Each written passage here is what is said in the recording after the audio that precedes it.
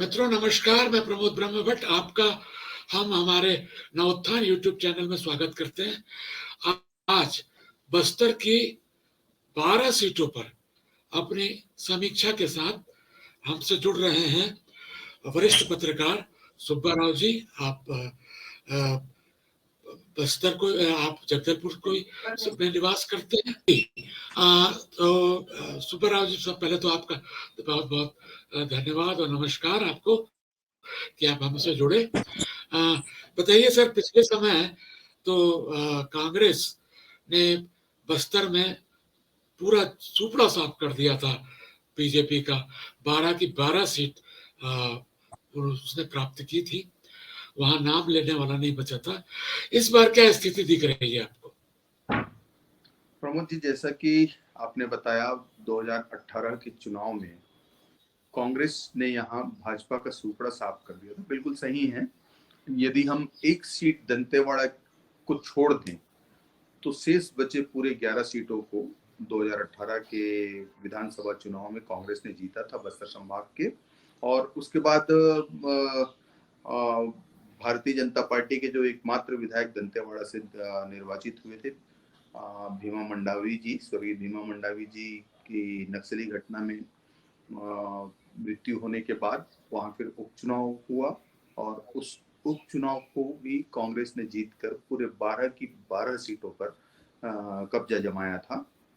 और एक सीट और यहाँ उपचुनाव 2 सीटों पे हुआ बस्तर संभाग में। पहले दीपक बैज जी के सांसद बनने की वजह से खाली हुई सीट चित्रकूट विधानसभा, वहां उपचुनाव हुआ, उसे भी राजमन बेंजाम जी ने जीता। और उसके बाद विधानसभा के उपाध्यक्ष रहे स्वर्गीय मनोज मंडावी जी की निधन के बाद वहां उनकी पत्नी ने उपचुनाव को जीता। इस प्रकार यदि हम देखें पिछले लगातार हो रहे चुनाव को तो कांग्रेस का काफी अच्छा प्रदर्शन रहा है बस्तर संभाग में। नहीं, इस अभी क्या स्थिति आपको क्या दिख रही है? अभी क्या कुछ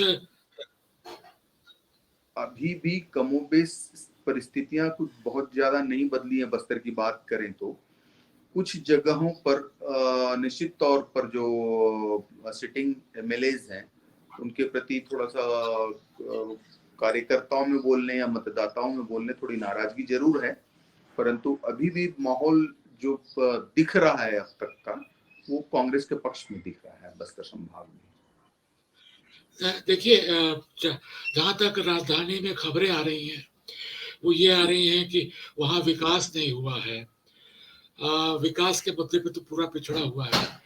दूसरी चीज, एक और कंडीशन आई है कि जो मोहन मरकाम का भी एक गुट था, तो मोहन मरकाम का गुट इस समय क्या कर रहा है? क्या वो मोहन मरकाम का गुट शिफ्ट हो गया है, या मोहन मरकाम का गुट और दूसरा गुट जो आपके भूपेश बघेल जी का, मुख्यमंत्री का गुट है, क्या इसके बीच कोई टकराव आप देखते हैं? नहीं नहीं, ऐसी कोई बात मैदानी स्तर पर तो नहीं दिखती। निश्चित तौर पर जब दो बड़े नेताओं के बीच कुछ विषयों पर मतभेद हो सकते हैं, परंतु ऐसा यहाँ बस्तर की राजनीति में उसका कोई बहुत असर नहीं देखा गया है।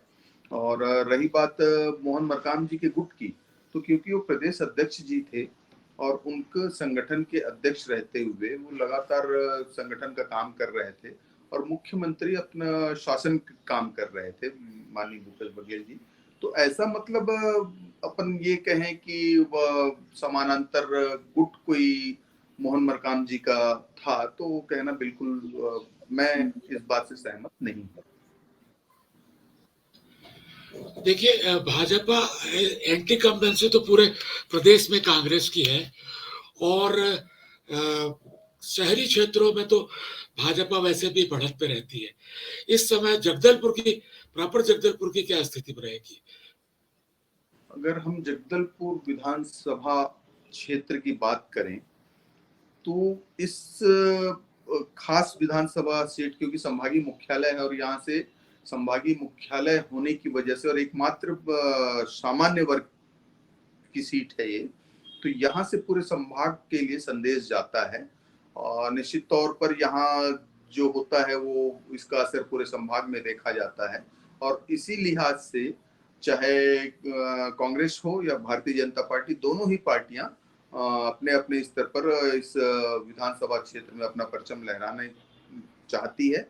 और इस लिहाज से अगर हम बात करें तो अभी जब तक प्रत्याशी चयन दोनों दलों की ओर से नहीं हो जाता, तब तक जगदलपुर विधानसभा क्षेत्र में कौन परचम लहराएगा ये कह पाना अभी की परिस्थिति में बिल्कुल कठिन काम है।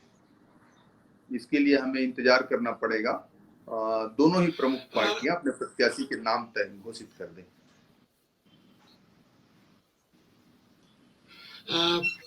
राव साहब, एक चीज है कि इस समय जो कांग्रेस का ही धड़ा मैं तो बोलूंगा, ये अरविंद नेताम जी हमर राज पार्टी लेके आ रहे हैं। वास्तव में वो आदिवासी, सर्व आदिवासी समाज की ये पार्टी है, तो वो क्या प्रभाव डालेगी और क्या कांग्रेस के वोटों पर वह सेंधमारी नहीं करेगी और उसकी क्या स्थिति होगी? देखिए, एक्चुअली क्या है, अरविंद नेताम जी पहले केंद्रीय मंत्री भी रहे हैं और बस्तर के बहुत वरिष्ठ नेता हैं। वे निश्चित तौर पर पहले कांग्रेस में रहे, कांग्रेस को छोड़कर फिर उन्होंने राष्ट्रवादी कांग्रेस, भारतीय जनता पार्टी, बहुजन समाज पार्टी, ऐसे कई दलों का दामन थामा था। और अभी कुछ महीनों पूर्व वो कांग्रेस में ही रहे। निश्चित तौर पर आपका कहना सही है कि वो कांग्रेस से जुड़े रहे हैं और लंबा समय उनका कांग्रेस में बीता, परंतु विगत कुछ समय से वे आदिवासी वर्ग की समस्याओं को लेकर और क्षेत्र की समस्याओं को लेकर अपनी एक अलग राजनीति चला रहे हैं। और सर्व आदिवासी समाज ने, जैसा कि मैं थोड़ी देर पहले बता रहा था कि मनोज मंडावी जी के निधन के बाद भानु प्रतापपुर विधानसभा क्षेत्र के लिए उपचुनाव हुआ था और उस उपचुनाव में सर्व आदिवासी समाज ने भी अपना प्रत्याशी मैदान में उतारा था। बावजूद इसके कांग्रेस ने वहां जीत का परचम लहराया था। तो वो ऐसा कहना कि सर्व आदिवासी समाज से सिर्फ कांग्रेस को या सिर्फ भाजपा को नुकसान होगा, तो ये उचित नहीं होगा। अलग अलग सीटों पर उनके अलग अलग असर देखने को मिल सकते हैं। वो भी कब, जब वो सभी जगह अपना नामांकन दाखिल करें और कौन चुनाव लड़ रहे हैं। क्योंकि यहाँ तो सर्व आदिवासी समाज, अपन यदि देखें तो जगदलपुर छोड़कर सारी सीटें यहाँ आरक्षित हैं, सभी सीटों में सीटें आदिवासी बाहुल्य हैं। तो सर्व आदिवासी मतदाता ही हैं, चाहे वो भाजपा को वोट करें, चाहे कांग्रेस को वोट करें या किसी अन्य को। तो यहाँ ये कहना कि सर्व आदिवासी समाज के प्रत्याशी चुनाव मैदान में आएंगे तो कांग्रेस को ही नुकसान पहुंचाएंगे, सही आकलन नहीं है। नहीं, देखिए, जहां तक हमारा पुराना अगर रिकॉर्ड देखें तो आदिवासी कांग्रेस से भी चला गया है और बीजेपी से भी चला गया है, ऐसा उनके नेताओं का आरोप है। क्या क्या तो मैं समझा और नहीं। आदिवासी जो है जिनको उनका रिजर्वेशन कम हुआ है, वो बीजेपी के समय में भी कम हुआ है, कांग्रेस के समय भी कम हुआ है।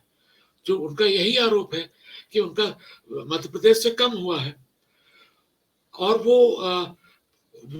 कांग्रेस से भी खुश नहीं है, भाजपा से भी खुश नहीं है। वो अपना एक आदिवासी मुख्यमंत्री की भी उनकी एक पुरानी मांग रही है। और ये तमाम जो मांगों को लेकर के अगर सर्व आदिवासी समाज हमारा राज पार्टी आती है तो वो किसको डैमेज करेगी और क्या वो एक दूसरा एंगल बना पाएगी वहां पर? मैं वही बता रहा था आपको कि यहाँ आदिवासी बाहुल्य क्षेत्र है पूरा बस्तर संभाग। इस लिहाज से अगर हम देखें तो वो यदि जितना भी वोट वो पाते हैं या कहीं चुनाव जीत जाते हैं, ये अलग विषय है, जितना भी वोट पाएंगे वो बराबर दोनों को डैमेज होगा, भारतीय जनता पार्टी हो या कांग्रेस पार्टी। और अभी अभी एक नई जानकारी भी सुनने में आ रही है कि अरविंद नेताम जी के साथ बराबर कंधे से कंधा मिलाकर चलने वाले राजाराम तोड़ेम जी, वो भी सर्व आदिवासी समाज की राजनीति में बेहद सक्रिय व्यक्ति हैं। और अभी एक ऐसी जानकारी राजनीतिक हलकों में आ रही है कि राजाराम तोड़ेम जी को वापस भारतीय जनता पार्टी आगामी चुनाव में प्रत्याशी बना सकती है। ऐसी कोई बातचीत उनकी अंदरूनी तौर पर चल रही है, जिसकी पुष्टि हालांकि नहीं हुई है, परंतु ऐसा सुगबुगाहट है कि राजाराम तोड़ेम जी को चुनाव लड़वाया जा सकता है भारतीय जनता पार्टी की ओर से। सुब्बाराव जी, आप हमसे जुड़े, इसके लिए आपका बहुत बहुत धन्यवाद। और अपन फिर इसी तरीके से मुलाकात करेंगे जब दोनों पार्टियों की प्रत्याशी घोषित हो जाए, उसके बाद सही आकलन हम बिल्कुल लगा पाएंगे। परंतु उससे पूर्व सीटवार अपन कोई भी चर्चा कर पाए ये अभी संभव नहीं। धन्यवाद।